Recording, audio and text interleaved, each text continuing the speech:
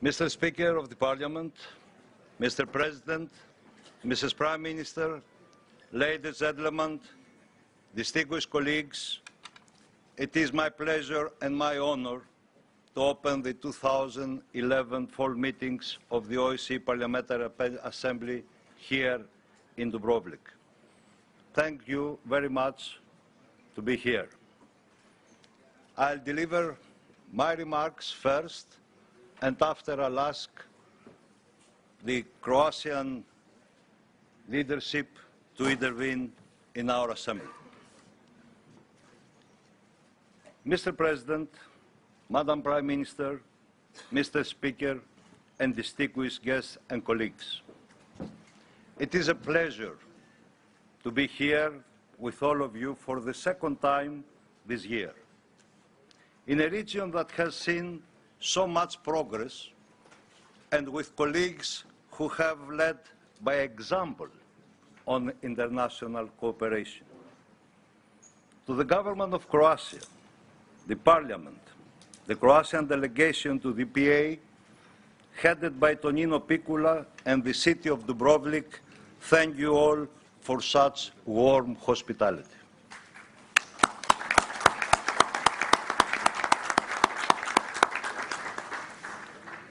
To the heads of the OSCE missions in the region, we, as parliamentarians, appreciate you being here, and we appreciate even more the valuable work you do every day. We are fortunate to have such dedicated people like you as the face of the OSCE in this region. We welcome you in our assembly.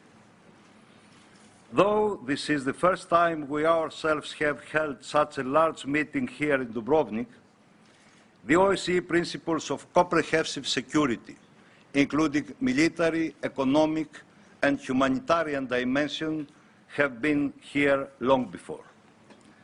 700 years ago, merchants from this area were said to be successful because they were not sailing to conquer and take, but to cooperate and trade. They knew their own fortune were inextricably linked to their neighbors, whether they were a day's sail away or ocean away.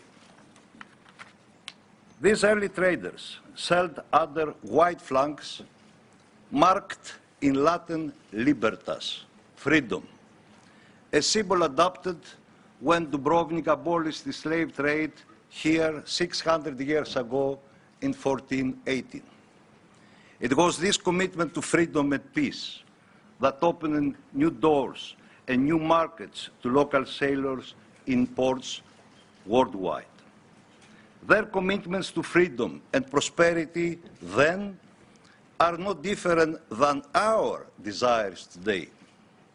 Here in Croatia, 20 years after independence, and in many surrounding countries, we see those desires fulfilled by governments and citizens who know firsthand the benefits of cooperation. They know you only get out of the OSCE what you are willing to put in. And they know the strength of our friendships determines the strength of our future. And here, despite challenging economic times, and I'm a Greek and I know very well what I'm speaking about, the future is remarkably bright, due in part to a steady resolve to work with each other and the OSCE in a partnership for progress. Thousands of people have returned to their pre-war homes in Croatia and elsewhere, thanks to governments committed to refugee return and the security of the internally displaced. Hundreds of war criminals have been convicted thanks to prosecutors who accepted the notion that a war criminal is a war criminal no matter his country or ethnic origin. And in Serbia, more than 100 professional public procurement agents are now bringing a new level of trust and accountability to government contracting, thanks to a new OSCE-sponsored certification process aimed at rooting out corruption. All this, however, is not our success. It's the success of the people of the region and their governments. And this progress is sustainable only because it was achieved through the work of the countries themselves and their citizens.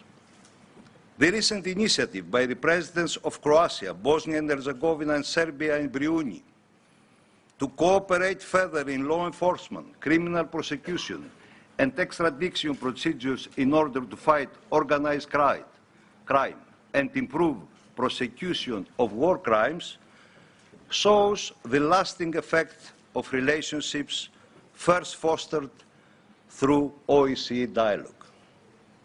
Beyond the work of governments on these critical issues, parliamentarians who have risen to power with intimate knowledge of the OSCE have found the organization worth reinvesting in themselves.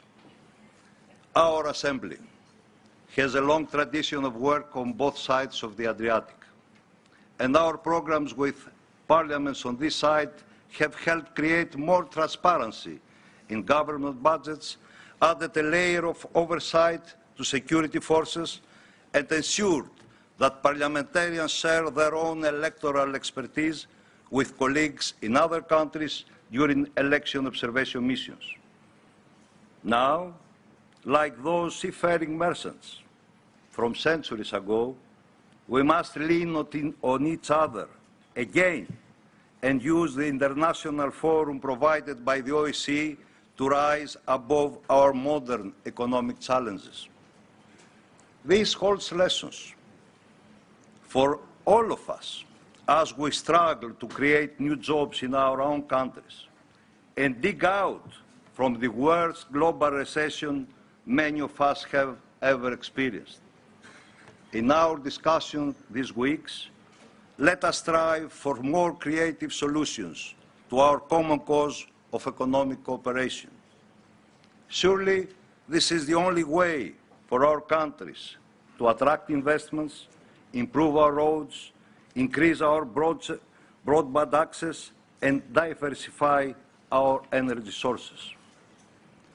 But as much as we, in our political capacities, are focused on economic concerns, we shall never lose sight of the message of freedom that waved from the ships sailing from this port 600 years ago. That is why this month, for the first time, we will observe elections in the OSCE partner country of Tunisia, the first of the so-called Arab Spring country to hold democratic elections.